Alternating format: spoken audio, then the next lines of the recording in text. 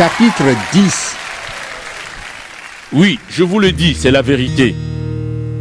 Si quelqu'un n'entre pas par la porte dans l'enclos des moutons, mais s'il passe par-dessus le mur à un autre endroit, c'est un voleur et un bandit. Mais celui qui entre par la porte, c'est le berger des moutons.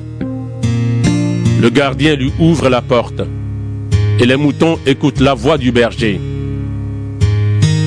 Il appelle ses moutons chacun par son nom et il les conduit dehors. Quand il les a tous fait sortir, il marche devant eux. Et ses moutons le suivent parce qu'ils connaissent sa voix. Ils ne suivront jamais quelqu'un d'autre. Au contraire, ils fuiront loin de lui parce qu'ils ne connaissent pas la voix des autres personnes. Jésus prend cette comparaison, mais les gens ne comprennent pas ce qu'il veut dire. Alors Jésus ajoute: Oui, je vous le dis, c'est la vérité. La porte pour les moutons, c'est moi. Tous ceux qui sont venus avant moi sont des voleurs et des bandits. Mais les moutons ne les ont pas écoutés. La porte, c'est moi. Celui qui entre en passant par moi sera sauvé.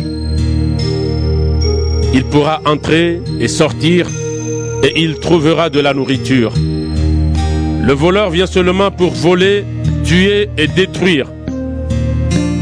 Moi, je suis venu pour que les gens aient la vie et pour que cette vie soit abondante. Je suis le bon berger. Le bon berger donne sa vie pour ses moutons. Celui qui n'est pas le berger travaille seulement pour de l'argent. Les moutons ne lui appartiennent pas.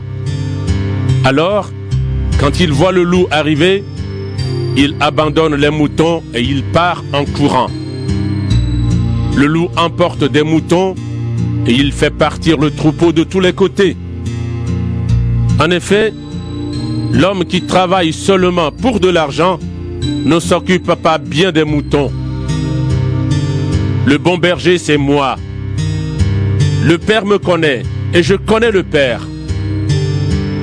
De la même façon, je connais mes moutons et mes moutons me connaissent. Je donne ma vie pour eux. J'ai encore d'autres moutons qui ne sont pas dans cet enclos. Eux aussi, je dois les conduire. Ils écouteront ma voix, alors il y aura un seul troupeau et un seul berger. Le Père m'aime parce que je donne ma vie et je la recevrai à nouveau. Personne ne prend ma vie, mais je la donne moi-même.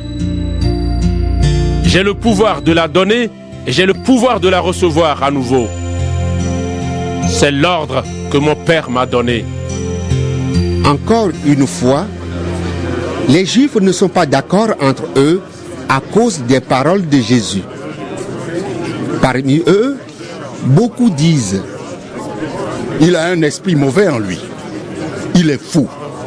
Pourquoi est-ce que vous l'écoutez? Mais d'autres disent: Un homme qui a un esprit mauvais ne parle pas de cette façon. Et un esprit mauvais ne peut pas ouvrir les yeux des aveugles. C'est la saison froide. À Jérusalem, c'est la fête de la dédicace du temple. Jésus va et vient dans le temple le long des colonnes de Salomon. Des Juifs se rassemblent autour de Jésus et ils lui disent: Tu nous fais attendre jusqu'à quand? Si tu es le Messie, dis-le-nous clairement. Jésus leur répond: Je vous l'ai déjà dit, mais vous ne croyez pas. Les actions que je fais de la part de mon Père me rendent témoignage. Mais vous ne croyez pas parce que vous ne faites pas partie de mes moutons. Mes moutons écoutent ma voix. Moi, je les connais et ils me suivent. Je leur donne la vie avec Dieu pour toujours. Ils ne mourront jamais. Et personne ne pourra les arracher de ma main. Mon Père me les a donnés et mon Père est plus puissant que tout. Personne ne peut rien arracher de la main du Père. Mon Père et moi, nous sommes un. De nouveau, des Juifs ramassent des pierres pour les jeter sur Jésus. Alors, il leur dit: Devant vous, j'ai fait beaucoup de bonnes actions de la part du Père. Pour laquelle de ces actions voulez-vous me tuer à coups de pierre? Ils lui répondent: Ce n'est pas pour une bonne action que nous voulons te tuer à coups de pierre, mais parce que tu insultes Dieu. En effet, tu es seulement un homme et tu veux te faire Dieu. Jésus leur dit: Dans votre loi, on lit cette parole de Dieu. Vous êtes des dieux. Dans cette parole des livres saints, Dieu parle aux êtres humains et il les appelle des dieux. Or, personne ne peut supprimer ce qu'il y a dans les livres saints. Moi, le Père m'a choisi et il m'a envoyé dans le monde. Et je dis, je suis fils de Dieu. Mais vous dites que j'insulte Dieu. Pourquoi donc? Si je ne fais pas les actions de mon Père, ne me croyez pas. Mais si je les fais, croyez-moi, ou croyez au moins à mes actions. De cette façon, vous saurez de mieux en mieux que le Père est en moi et que je suis dans le Père. Alors de nouveau, ils cherchent à arrêter Jésus, mais il leur échappe. Jésus retourne de l'autre côté du Jourdain, là où Jean baptisait au début. Jésus reste à cet endroit. Beaucoup de gens viennent le trouver et disent: Jean n'a rien fait d'extraordinaire, mais tout ce qu'il a dit de Jésus, c'était vrai. Et là, beaucoup de gens croient en Jésus. Nous voulons venir avec reconnaissance et avec joie dans tes parvis pour te célébrer et pour te donner l'honneur qui t'est dû. Jésus, Jésus. Merci Seigneur. Nous venons avec reconnaissance Seigneur dans tes parvis, tous ensemble.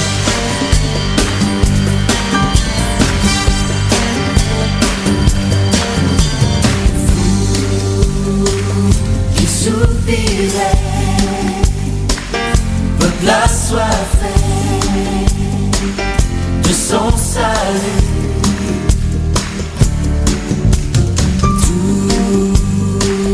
Tout est accompli, tout est en lui. N'attendez plus. Entrez dans ses portes, célébrez dans ses parvis. Sa vie est plus forte que les forces ennemies. Dans l'obscurité, la vérité ne faiblit pas. Non, non, non. Tant de tentation, tant d'illusions, mais Dieu est là. Entrez dans ses portes, célébrez dans ses parvis. Sa vie est plus forte que les forces ennemies. Entrez dans ses portes, célébrez dans ses parvis.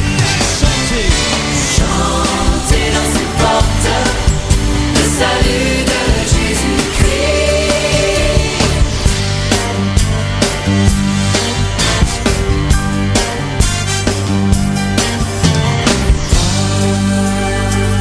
Ton sacrifice,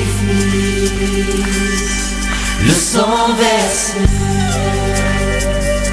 crie pour nous.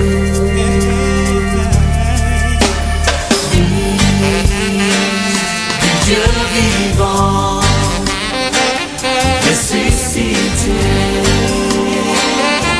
brille en nous, brille en nous.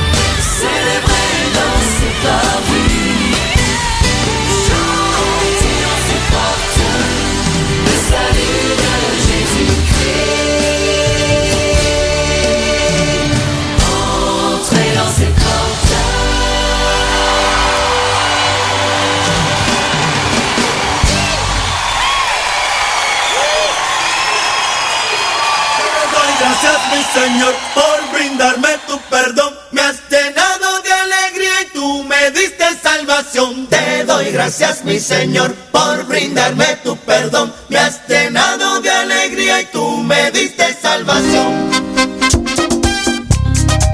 Él me dio gozo.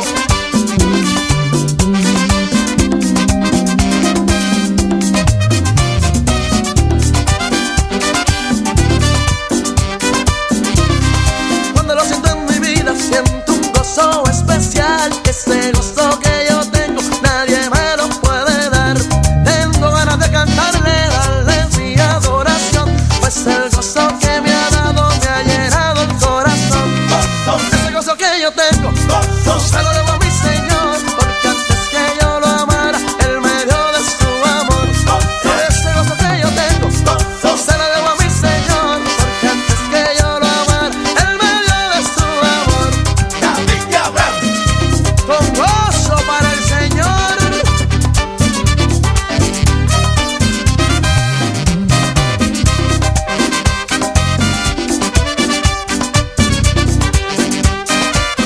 Tu amigo que me escuchas, yo te quiero aconsejar. Dale tu vida a Cristo, que gozo te quiere dar. Él te acepta como eres, no importa tu condición. Lo único que él necesita es que le des tu corazón. Ese gozo que yo tengo, se lo debo a mi Señor, porque antes que yo lo amara, Él me dio de su amor. Ese gozo que yo tengo, se lo debo a mi Señor, porque antes que yo lo amara, Él me dio de su amor. Así como David cantaba, yo también quiero cantar. Así como David danzaba, yo